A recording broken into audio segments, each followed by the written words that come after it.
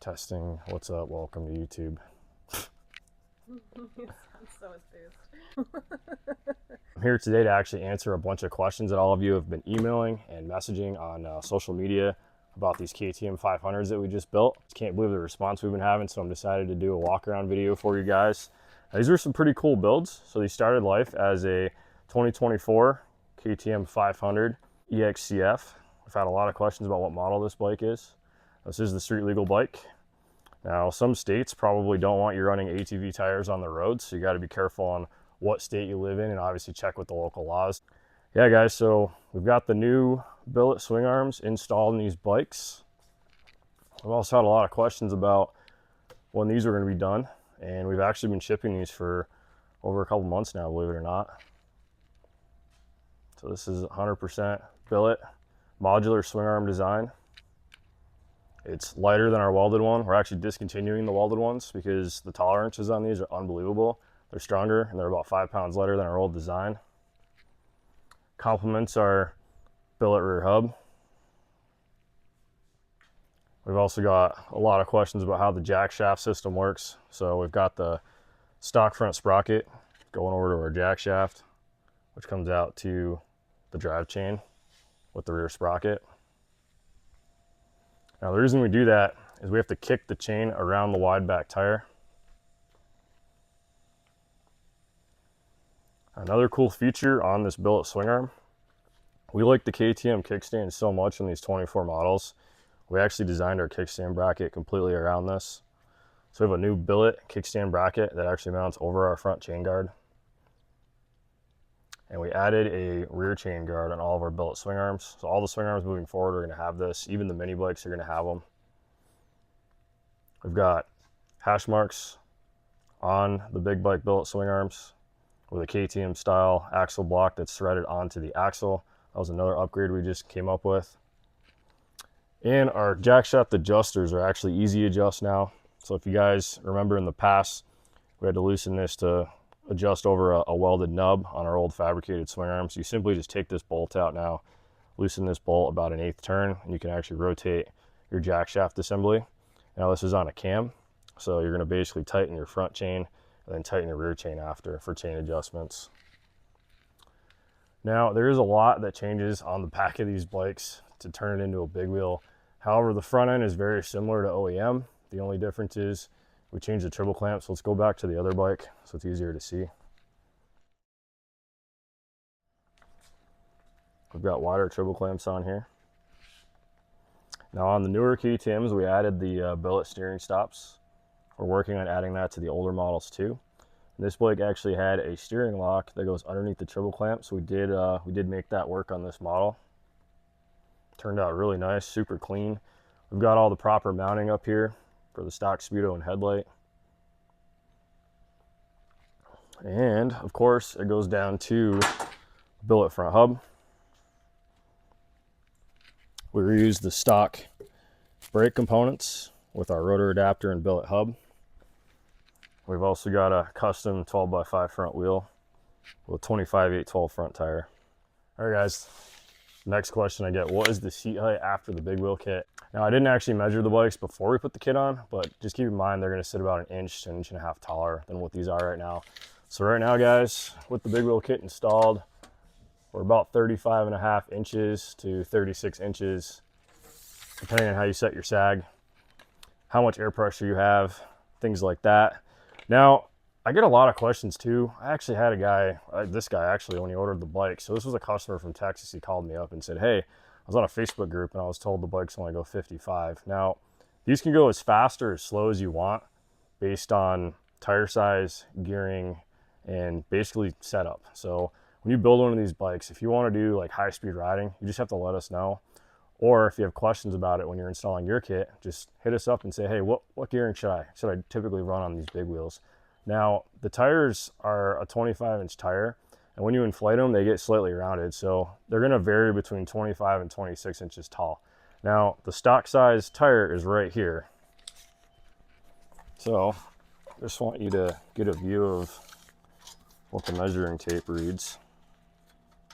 Like 26 and a half roughly. Yeah. So let's do the same thing with this tire. Realistically, it's going to range 25 to 25 and a half, depending on what tire pressure you're running. We've been playing around with different width wheels in the back. So we actually opted to run a skinnier back wheel on these bikes for this customer. He was more worried about top speed. Now, if you're going an inch smaller on the tire, generally, you're going to lose about 5 miles an hour. And you can make that up with adjusting your gearing. It's really not a big deal. Super easy to do. You know, you can change your front sprocket or adjust your rear sprocket. Another thing you want to pay attention to on a big wheel kit, we generally do include exhaust spacers. Now these KTMs have a new design. This isn't just like a simple spacer. It's got the end out on the back side to fit the subframe. So we generally run a smaller one in the front mount and a bigger one on the back mount. It kind of sets the angle of the can. The goal is to get this exhaust around this tire. Now this exhaust was actually wider than the stock can, so I wasn't too impressed with that. However, being that we ran the skinnier back wheel on this bike, we were actually able to skinny up the tire a little bit, give it a little bit more rounded profile, and increase the diameter when fully inflated. It gave us enough exhaust clearance to make the Yoshi work. That is something to keep in mind. More and more lately, we have guys running the same size tire front and rear, and I honestly think that's the way to go if you want to eliminate messing with your exhaust and all the modifications. There's just really no reason to try to squeeze the fattest back tire on there. If you keep them the same front and rear, the bike will actually lean in a lot easier in corners and give you still all the benefits of a fat tire. Now, if you take a look at this XR over here, this has the same size tire front and rear. And after testing this bike, we're like, why haven't we done this whole time? Overall, again, you can play with the width of the wheel to change the overall profile of the tire. So we've got a 5-inch front wheel, a 7-inch rear wheel for the width. And that just changes the width of that tire and widens that one out about an inch. So there's many different setups you guys can do on your big wheel kits. But that's one of the most common questions we get is, what do I run for a back tire? And I would just, if you're questioning any kind of exhaust mods, maybe you don't have a way to TIG weld, or let's say you space your can and your tire's too wide. You don't have a access to a fabricator that can kick your can over it as far as you need it. Just go with the same size tire front and rear. It's just way easier. Here's another shot of the exhaust spacer. Just want to show you guys what we're working with. It's tight for sure. All right, a couple more questions we get. Now, some tires are wider than other brands. Now, if you're running like a Sun F, you generally don't have to trim your fork guards. These GBC mongrel tires or Canati, they actually are a bit wider. So I come in here when I pull these fork guards off and I just trim them up so we get clearance on each side. Now, we simply could widen out our triple clamps. However, it's going to give you heavier steering. It's not going to feel right, and you're going to have a weaker front axle. So we actually run these as close as we possibly can with the biggest tire that we can fit. We don't really plan on going larger than a 25-inch front tire on these. This is the size we've been running since day one. It works great. Now, on the XR, we were able to squeeze the 26 on here. That's because it does not have the invert forks. So you guys can see how tight that is too. I'm just trying to give you guys some options and answer any questions that we've had. Because a lot of these bikes are actually all similar.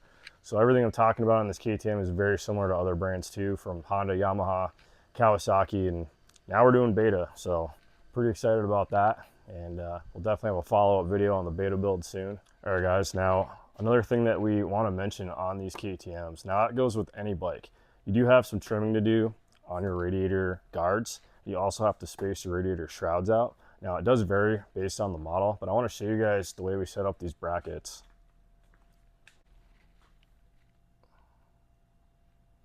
All right, guys, so we've got a bracket right here that actually kicks the shroud out. And this horn actually does clear the fender. It was very close, but it clears. Now the reason we do this is so that when you're at full lock, you've still got clearance. So we did some trimming right here on the radiator guard. And again, we added these brackets on here. It just takes this whole thing and kicks it out. It actually gives the bike a nice fat look. Looks really clean. Now, the final question we always get, are these still street legal? It honestly depends on your local laws, your local government. Are they going to allow these knobby tires on them? It's really hard to say, guys. Arizona, Texas, Florida, Alaska, we honestly ship these kits all over the world. We have a lot of customers over in Dubai too. You know, most people do get away with it, but again, check with your local laws because this is not a stock tire. I know that the DOT is cracking down on all of these tire companies, so it's something to keep in mind in the future. It's going to be a little bit harder to get these things on the street. But again, if you live in a cool area that doesn't have an issue with it, maybe you have good ties with your inspection station, they're probably going to let you run these if you have the right DOT rating. If you have any other questions, head over to bbcbigwheels.com. That's our website. We have all of the kit info and pricing and everything on there. If you guys want to have a turnkey build like both of these and you want to go on some adventure riding, hit us up. Again, bbcbigwheels.com. You can hit us up at support@bbcbigwheels.com for our email address.